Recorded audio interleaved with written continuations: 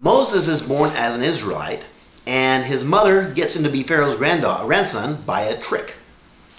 And he lives there 40 years, and he doesn't have an Israelite girlfriend, he doesn't have an Egyptian girlfriend. And at 40 years old, he's feeling bad for the children of Israel, thinks they shouldn't be slaves anymore. So he wants to help them out.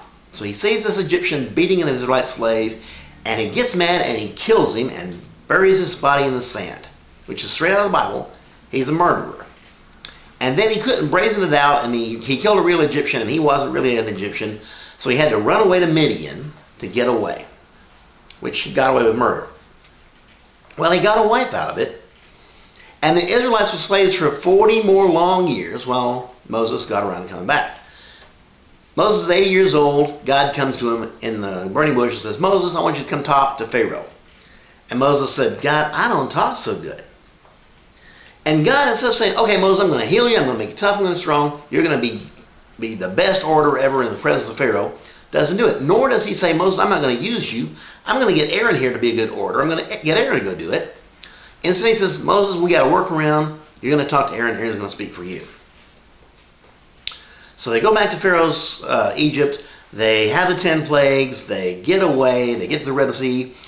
God performs a bona fide miracle because when Moses parted the Red Sea, if it was 14 foot of water on either side and the children of Israel crossed on dry land, then God drowned Pharaoh's army in 14 foot of water and parted the Red Sea. But if it was only ankle deep water and nothing really happened but the people walked across on a sandbar, then God drowned Pharaoh's army in ankle deep water because those chariots are at the bottom of the Red Sea to this day. Well, after that, it's off to Mount Sinai to get the law of God. And they do all the purification rituals, and they have the lines, and they're all waiting. And the voice comes out of the cloud saying, Thou shalt have no graven images, thou shalt love the Lord thy God, thou shalt love thy neighbor as thyself, thou shalt not kill, thou shalt not steal, thou shalt not bear false witness, thou shalt not covet thy neighbor's wife, thy neighbor's ass, thy neighbor's manservant, thy neighbor's maidservant, nor anything that is thy neighbor's. And everybody says, God is too loud. So they send Moses up on the hill to get a written copy. And Moses is gone, and Korah back here is talking to Aaron saying, Aaron, what's God going to do? How's he going to enforce this stuff? And Aaron says, well, you were here as much as me. You didn't really say. Korah says, well, what's his first command? Aaron says, thou shalt have no graven images. And Korah says, well, how's he going to enforce it? Let's make one. And Aaron says, don't do that. And Korah says, how else are you going to figure it out? God's not going to enforce it. This is a law that has no meaning. And Aaron says, all right, let's put it to the test. So he gets earrings and rings and all the stuff that people have. And they make a little golden calf out of the gold they have. And the people are partying and carousing and rising up to play when Moses comes down with the tablets and he gets so mad he smashes them. So it's back up on the mountain to get another copy because God could do it again. Meanwhile, God did enforce the law. People getting bit by snakes.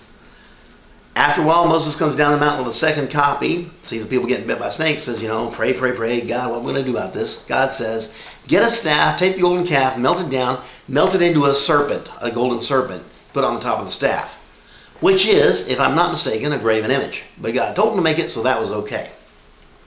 Well, then it's off to Canaan to invade Canaan. And they pick out 12 spies, and they send them behind enemy lines for 40 days, which is a month and 10 days. And they come back, and 10 of the guys say, listen, militarily, it is not such a good idea. These guys are pretty bad. They got a lot of supplies. They're tough. They've got this thing, that thing. 2 of them say, we've got God. We can take them. And the elders all consult, and they say, well, militarily it doesn't seem like such a good idea.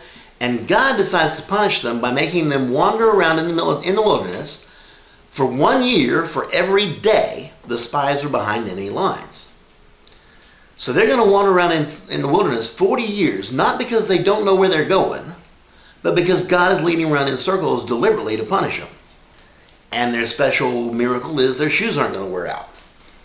So they have a pillar of cloud by day and a pillar of fire by night. And they say, God, we're going to die of thirst. And Moses smites the rock and water comes out, and they have water for a day. And they say, God, we're going to die of hunger. And God says, you can have manna. And they had manna every day for about a month before they're sick of it, saying, we don't even want to look at this stuff anymore. God, we hate manna. And they're not even meaning God. And God says you can have quail on weekends. It's not meant to be like married sex. So they wander around for 40 years, come back to Canaan, and Joshua and Caleb are still alive, and so is Moses. And they need some more water, and God says to Moses, speak to the rock, and Moses smites the rock again, and God says, no promised land for you, Moses. Joshua, you can lead them in.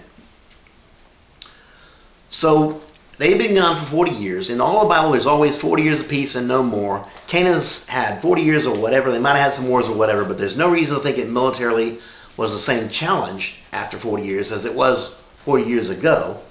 And they march around the city and the walls fall outward, and they take Canaan and kill all the people and the animals in a genocide authorized by God. And this is how the children of Israel came to have a nation back in the day.